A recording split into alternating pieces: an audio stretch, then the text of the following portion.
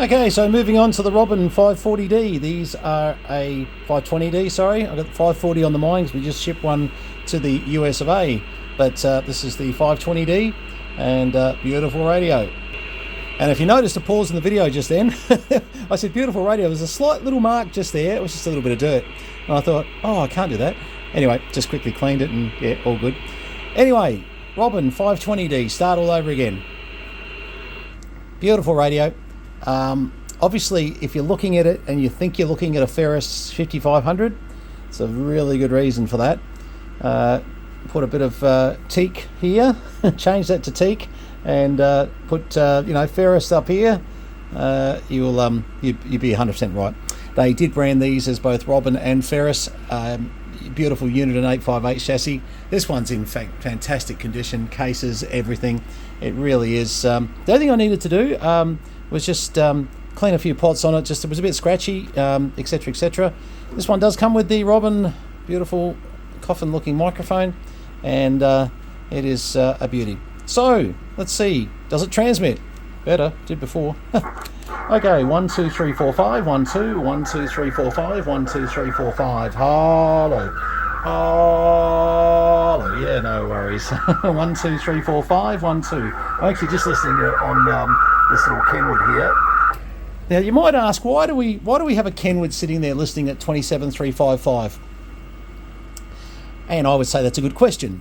So what is sort of set up by oscillator is generally fairly good. What is set up by ear sometimes is equally as good.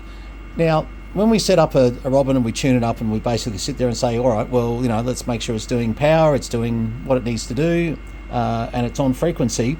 We set up various oscillators to say, well, in theory, if we get these oscillators correct, everything should be fine. Now and again, you'll find that the best of setups, you'll go and have a listen to your, monitoring 440, which is spot on, and you'll just go, because you know your own voice. And that's the thing is, when I say you've got to have an ear for it, you've got to have an ear for your own voice.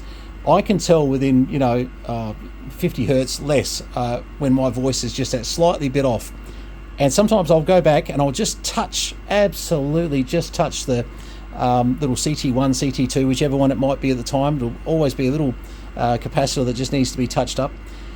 And the interesting bit is, on your frequency display, depending on your resolution, what you're looking at, it barely moves, but sometimes it's enough to give you that little bit, that little bit of perfection that you say, well, you know what, I know what my voice sounds like, and that is exactly what it sounds like. So yeah, AM, 1 2 1 2. We're doing 4.87 watts or something. 1 2 3 4 5. I'm listening on sideband over there, so it's not going to be as clear. And of course, what we can do with that same 440, a little thing that gets missed on the tune-up thing at times is someone will get their radio back and they'll say, well, mate, listen, people are saying I'm on frequency, but I'm receiving people over here, so 1 2 3. Oh, hang on, that's a good point actually. Bring the volume up on this one. Now we're going to hear that radio. 1 1 1. Oh yeah, let's go to sideband though. So they'll say 1 2 1 2. See how it's way off frequency there. And to listen to the voice, 1 2 3 4 5 1 2 3 4 5. Now it's another facet of the tune-up procedure that sometimes gets overlooked, because you'll set your oscillators up, and generally, that should correct it all. There are a couple of little especially on the Uniden board, they do it on the Cybernet board as well. On the offset for the, probably better to speak to the 10.695 and 10.692 on the Cybernets, is that that adjustment itself can be out just a tad as well, that can affect receive. You really got to make sure you do go through and check each stage, even the doubler stage, the 20 meg stage, etc. So just a bit of a hint. Anyway, more to the point, this Robyn 540, 520, God, I've got 540 on the mind. My mate in the US has got that. Anyway, and we did find one more. Oh, sorry, I should mention that. Big statement I made. Last one, going out the door to the US. As you know, we've got a lot of radios lying around. I lose track of what's here. in the museum, as you walk in on the front counter shelf, the actual counter itself, sorry, there's a 540D sitting there. And from memory, it was the brushed aluminium one, which is, certainly, I didn't even know we had it, to be honest. I don't know how I didn't know, because I walk past it every now and again, but anyway. So we'll do a review on that very soon, and that'll come up for sale. Dale, I reckon that could be one for you. We'll have a talk about that. It's a very nice radio.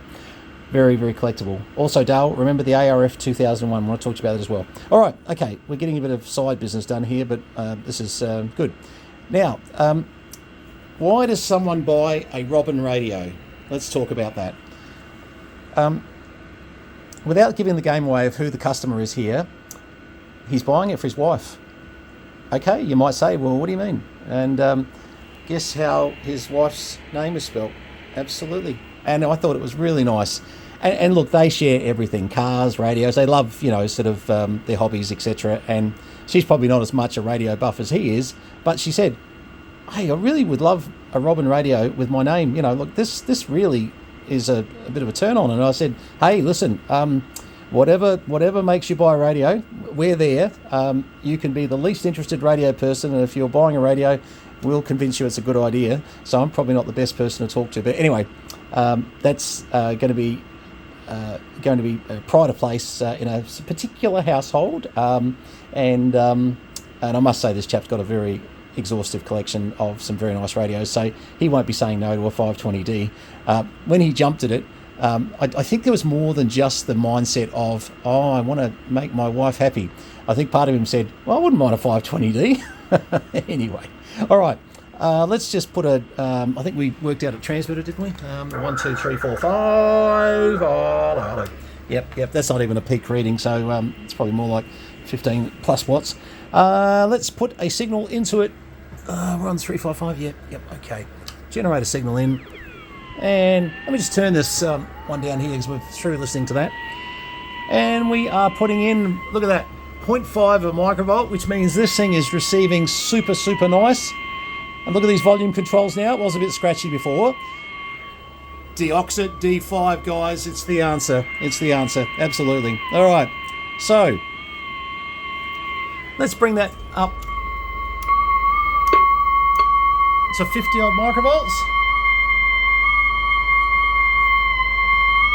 Okay, and S9 for 50 microvolts. Now, I'm just having a bit of a play here. I'm going to be very honest with you. Hang on. Let's just see if we can get that accurate. And let's have a little play. Sorry, two hands here needed. Now, this is one of those honesty moments. I just had to make a slight adjustment there. 50 microvolts, 51.5, close enough. This was reading a bit low. I've got to be honest. I had to pull the cover again. One of the now it just shows. Remember I was saying about what we miss as technicians sometimes with frequency. Well, this is another one. Having the right equipment to be able to inject a signal, to be able to say, S9 is 50 microvolts. It's actually a lot more important than people give it credit for. And people like to give accurate S meter readings. Well, the only way they can do that is by having us set them up correctly. And this was reading quite low. I had to move an adjustment a little bit, and that's okay because you're going to find that. But while we're at it, why don't I show you the 858 chassis, because I had to pull the cover I already had the cover off before because we cleaned all the pots that all through here, etc. We actually adjusted the meters too, and one of them was a little bit sticky, but we fixed that up. And but this is the 858 chassis that everybody loves, and this is a very clean 858 power supply, 110 volt power supply on this one, and very easy to change over if people want to. It's all just money, isn't it, really? I prefer 110 volts, by the way. I run all our packs over here, the boxes over there to run, but this is sorry, turn that down a bit. But yes, this is the 858 chassis. They are very, very nice, and this one hasn't been cut to bits and 40 million tracks taken off it. A couple of late model mods been done to this one too, and I mean from the factory. I can tell the difference between some of these. because I'm a very old person now, and yeah. Anyway, so that's it. So all in all, turn that bloody noise off. We've got a nice, well, we put the covers back on it, a nice 520D. 1 2 3 4 5 1 2 1 2 3 4 5 1 2 3 4 5, and see how we've got the meters working so beautifully now. 1 2 3. And to be honest with you, many thanks to Mike's CB radio repairs. Mike taught me years ago how to use acetone to my advantage. So we have a little spray bottle of acetone sitting here, and literally that meter wasn't getting past about S3. It was just sticking there. And so you put a bit of Dob with a little bud onto the screw, and then just free it all up, and you'd be amazed. Meters, like Mike said, most meters are recoverable if you just patience though. I'm still not probably using the best screwdrivers, to be honest. I use a very, very small head, extremely small head to get in there. I'd probably like my other precision set's just too big for that, so I need to maybe stop buying $2.50 screwdriver kits for that particular operation. Something with a nice handle but a very nice head, exact size, would be great. So if anyone's got any suggestions, certainly buy them.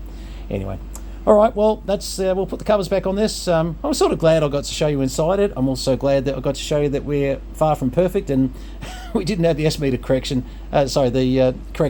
set up on the receive, which, just remember, got to sort of keep an eye out for all these things. I've just spotted something else too, because we had the meter out. I've just got to undo. I'll show you something. I don't mind showing you something.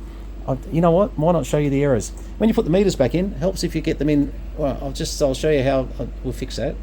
Okay, so you just loosen off the back there, and see how I didn't quite just see how I can move the meter there like that.